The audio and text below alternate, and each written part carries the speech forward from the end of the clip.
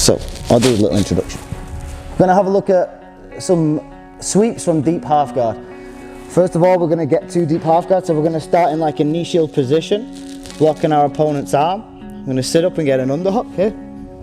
I'm now going to swing my bottom leg through, and my facing hand is going to go under his far leg. So I pull him here, kick to this position. Okay, and again, let's do it this way. So we're in this position, I sit up and I get an underhook. My hand is going to go under his far leg, and I'm going to swing my legs around. So I'll go here, I pull him, I kick my leg through, and I come around here. My hands can be together in this position here. A lot of the time people hide their hand underneath this leg. The main thing is I don't want him to get a kimura or an underhook. That's my biggest problem. The first thing I'm going to do, I prefer my hands here. I'm just triangling my legs so he can't get his foot out in this position. And I'm going to start to pull this lapel up. I pull, I pass to this other hand here in this position. I'm now going to lift him up and change my hand. So I'm keeping this hand defending. If he tries to kimura, I'll make him like I'm making base in this position. I lift, pass, take my other hand and put it here on this. If I can, I'm going to try to grab the other lapel so I have a nice tight grip in this position. Now I need this hip to start touching the floor a little bit. So I need his other hip on the floor, and I need this hip to rotate towards that side. So if my opponent is on top of me here, I'm not going to open my legs. What I need to do is I need to start to turn my knees, and now as he goes this way, I put my foot on the floor. I'm going to bridge my hips up and lift my elbow. So lift my left elbow and pull my right hand down. Once I'm here, I feed both my hands deeper on the lapels and pull him tight. If I'm lower down, you can start feeding him butterfly hooks. Oh, spider guard, yeah, and a butterfly hook here. And I'm going to have to abandon my position. So we'll do it again. Go back a little bit. I need to be far away from this line. There we go. So we're in this position here. I kick underneath. I go under his leg. I pull, kick my leg through, put him onto my shoulder. I like to connect my hands here together if I didn't already strip him. So I'm here. Or I can just block under his arm. As long as I don't give him an underhook or a kimura, I'm safe in this position. I'm going to take his lapel out. Every time I try to take it out, if he goes to attack my arm, I make him base and I hide my hand under his leg or back where I put it originally. So I'm going to take this lapel, pass, I lift, and I pass back to this hand. I take my other hand, I feed it round, and I grab his lapel. I'm going to start to turn my body, so I'm on my right shoulder, open. I'm going to bridge and lift my elbow, and my other hand pulls down. I now feed, bit by bit, my hands deeper, pull and stack him.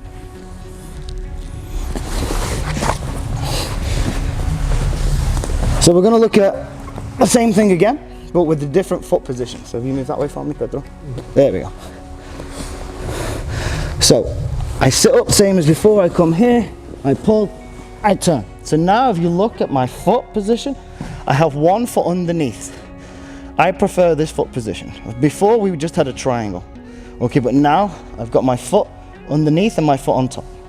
Also what I'm trying to do, and I prefer it in this position, is I'm trying to keep his leg straight. Sometimes he wants to put his knee on the floor, which is fine, I have to change my technique. But if I'm here and I'm extending gently away, it keeps his leg in a straight position. Now I'm going to do the same thing. I'm going to pull this lapel out, pass it, up, now I can lift with my leg as well. Pass it underneath, feed my arm around, grab his lapel in this position. Now I'm going to do the same thing as before. I turn my knees, but now instead of putting both feet on the floor to bridge, I put one foot on, I elevate, lift my elbow and pull and do the same motion. I turn, I feed my hand deeper, I pull and I stack him again in this position.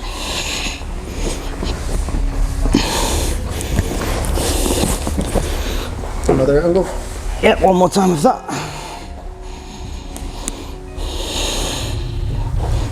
Love how you keep tucking your lapel in. Now I've got to keep pulling out.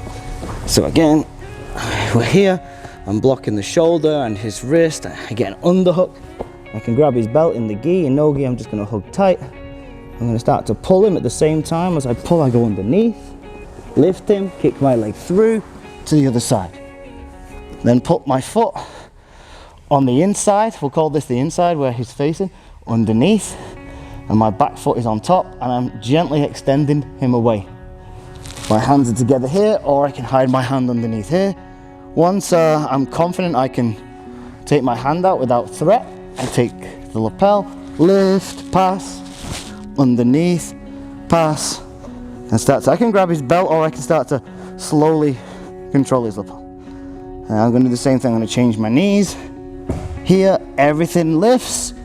I pull down with my other hand, feed my hand deeper, closer, stack him in, and then I can wait in this position to pass. So, get here, pull through, come into deep half guard. Okay, so if I make a mistake, or not a mistake really, but a lot of the time this person's escapes mean he's going to put this knee on the floor. So he's going to switch his knee to this position. So there's a few different things we can do from here, but they're all most likely going to be Turkish get-ups. So from here, what I'd like to do, my favorite in the gi, is as he puts his knee down, I pass this lapel and I go under his butt. So now he can't squash my legs. Yeah, I'm stopping him here in this position. Now I'm going to elevate his weight forwards, open my elbow and get up. So elevate, open, get up, dump him on the floor. And usually the first thing I'm going to do is enter into an over-under pass. So let's do it again. So we're in this position here, in deep pass. Okay, wait a second. In deep half guard, doesn't matter if your foot's over or under. He puts his knee on the floor. I see it happening, so I immediately get to this position. So my arm's under his butt. I'm going to keep his weight forwards by lifting. Now I'm going to open my elbow, and I'm going to start to get up on my elbow, like a Turkish get up. Now I turn, dump. Okay? We'll do it from a slightly different angle so we're head on, so we can see it this way. So if you just put your leg into deep half guard here, okay, here, okay, he puts his knee on the floor, I pass my arm here, keep his weight forward with my elevation, open my elbow and get up. Now, the danger I have is if I allow this foot that's trapped between my legs to escape, I'm gonna get triangled. So I have to make sure I'm aware his leg's gonna triangle me. So as I come up, my other hand is prepared to stop, and I can circle him for an over-under. One more time from this position. Here, he passes underneath his butt, keep him elevated forward, open my elbow and get up.